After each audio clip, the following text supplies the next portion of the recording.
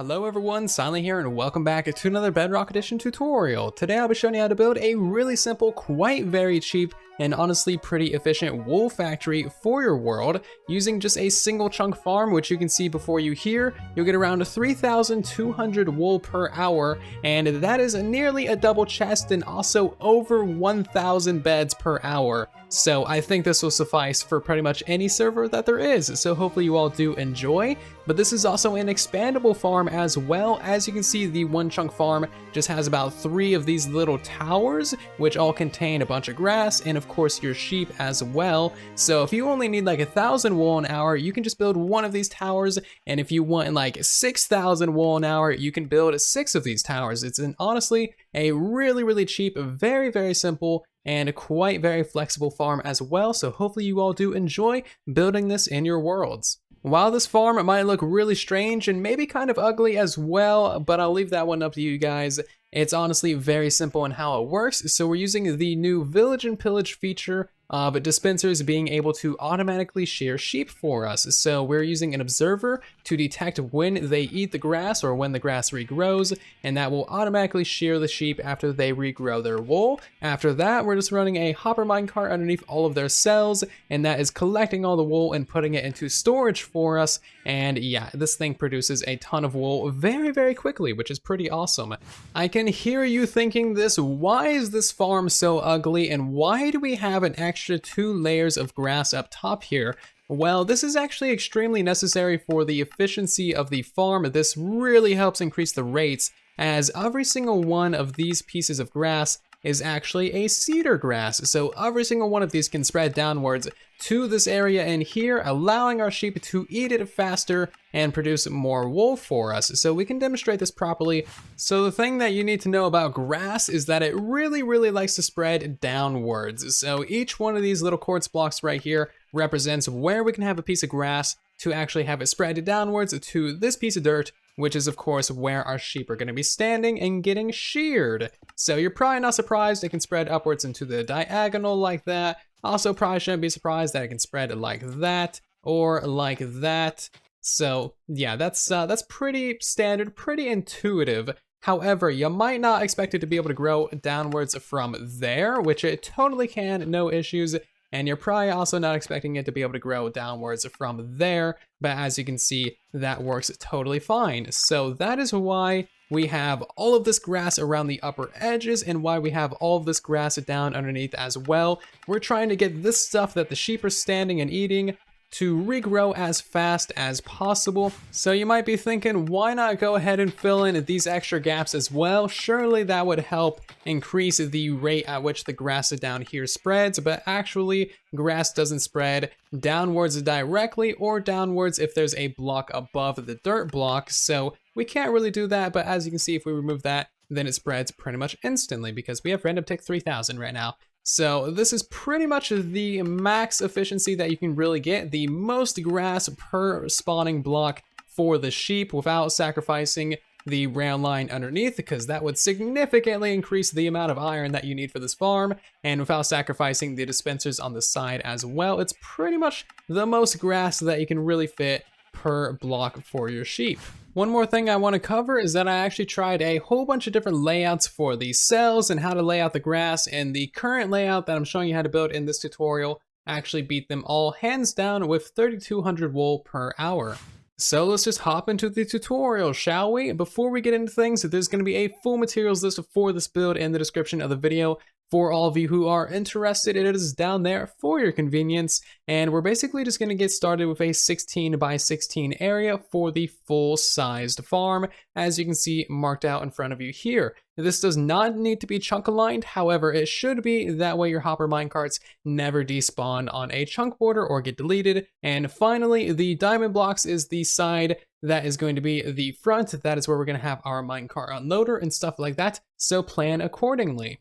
And now we're going to be installing the foundations of our item collection, and basically just a big windy round line going from the front area, wrapping all the way around to the right front corner, as you can see there with that grass block. So you want to make sure that you get this all pretty accurate and pretty correct, because this is the entire collection system right here. This is going to be collecting all of the wool from all of your little sheeps, so make sure you get this pretty correct. You can take your screenshots now. As you can see, everything is completely gridded out for you.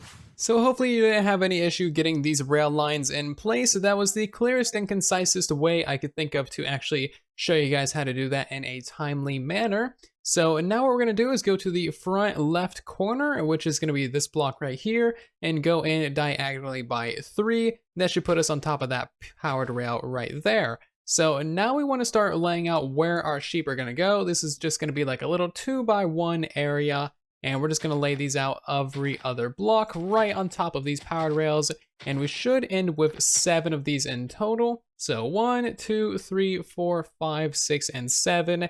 And you do want to make these out of either grass or dirt. If you don't have the grass, that is fine. You can wait for everything to spread later, but it's going to be easiest to build everything out of grass to begin with. So that is our first 7 pods in place. You now want to expand this to the rest of the farm. As you can see, they are all lined up perfectly and in line with each other. And each one of these little pods of grass should have rail underneath it so that you can actually collect the wool that will be falling on these blocks. What we're going to do now is install our redstone, and the redstone is extremely simple. Basically, just grab yourself some observers, make them face this block. That will detect when it dies or when it regrows, and then just put a block behind it, some redstone, and a dispenser facing inwards. This is going to shear your sheep, and you want to, of course, fill these up with shears. So let's just go ahead and build this up real quickly for all of these cells.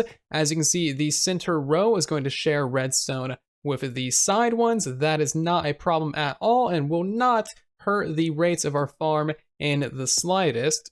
So that's all of those ones done. Build up these final side right here, and as you can see, that is all of the redstone for 3 of your cells. You now want to go ahead and expand that to the rest of all of these, and there we go. All of our redstone is now in place, and this thing is looking fairly serious. I like it. So before we go ahead and put in the first bits of our cedar grass, what you actually want to do is go ahead and torch spam the entire underside of this, not only to prevent mob spawns, but also because grass needs a very high light level to actually spread, light level 9. So the more torch spamming you do on the underside of this, the better. I would suggest just placing torches underneath all of the observers. You could probably skip a few here and there and not suffer any consequences, but yeah, just put them underneath your observers.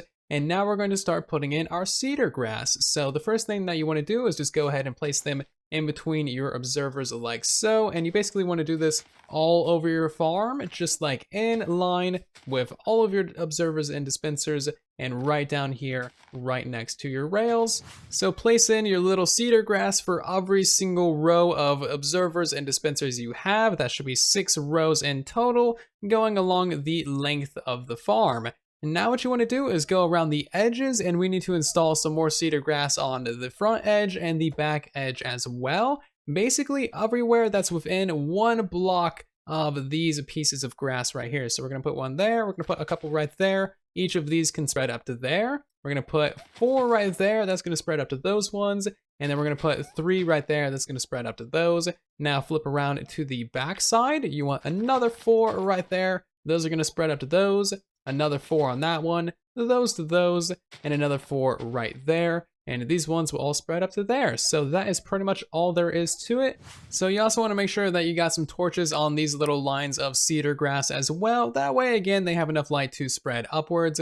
And now we're going to start installing some more cedar grass as well, this time at the same layer as your dispensers. And you basically just want to put 4 grass going in between each of these little bits of redstone. And that should be 8 lines in total. So that is this side nearly completely done. Build up that side right there as well.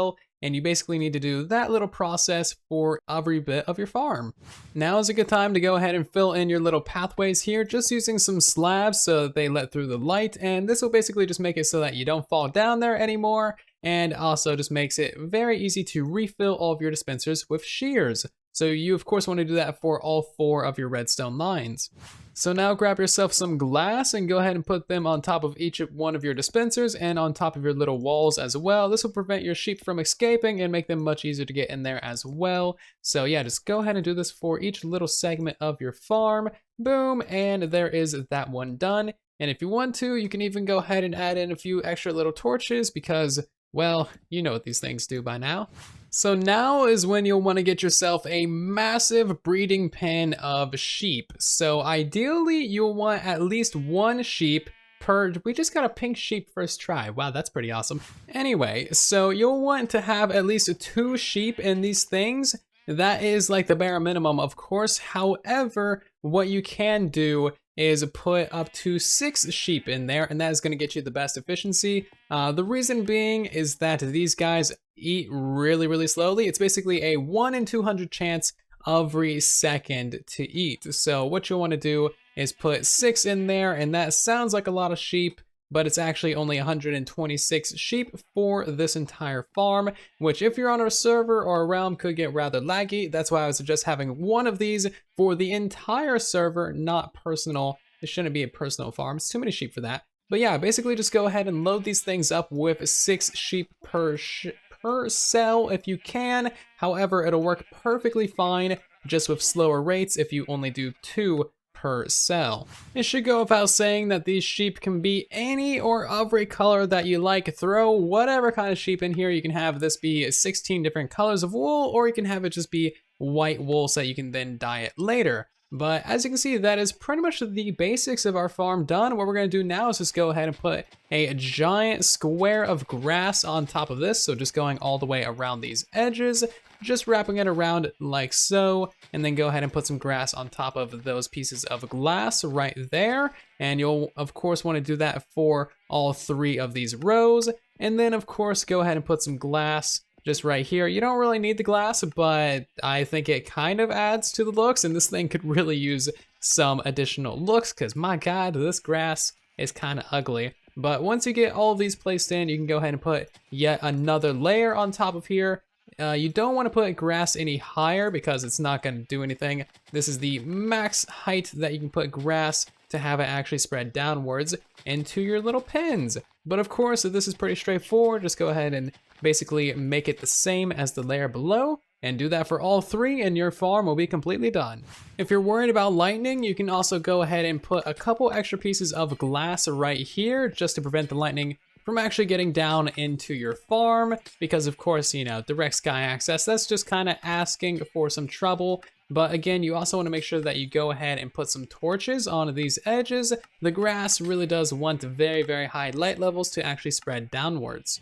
To finish off the farm, we're going to go ahead and install our little item collection system. This is basically just going to be a hopper minecart unloader. So put down your preferred means of storage. This can be just a temporary double chest, or it can go into your full-on storage system. But we're basically just going to put a hopper going down into that with a block behind it, a comparator coming out of it going into a block, redstone torch, block above that, repeater on top of this block right there, powered rail, and then a couple of normal rail. And I would even add like one more rail right here, just so that this thing gets a little bit extra momentum, because hopper minecarts are a little bit weird on the Bedrock edition. If you ever want to turn off your minecart unloader, you can power this block using a lever. So now what you want to do is grab yourself a hopper minecart and just kind of let that thing go do its thing. That's going to collect a ton of wool very quickly. And as you can see, after just a couple minutes of this farm running, we've already got nearly 20 stacks of wool. I'm pretty sure this will suffice for pretty much any build that you guys have planned. So hopefully you all enjoyed this tutorial and get a load of use out of this farm in your worlds. If you have any questions, comments, or concerns, then of course let me know in the comment section down below. You guys know I read all the comments on the channel, always trying to help you guys out as best as I possibly can. But if you did enjoy this tutorial, then maybe share it around with your friends so that more people can learn how to build this farm in their worlds. Leave a like on the video as well, helps out the video and the channel significantly. And if you're new here, maybe consider subscribing so you don't miss the next tutorial. But I'll see you all down in the comment section and in the next one. Thank you again for watching. And then there was silence.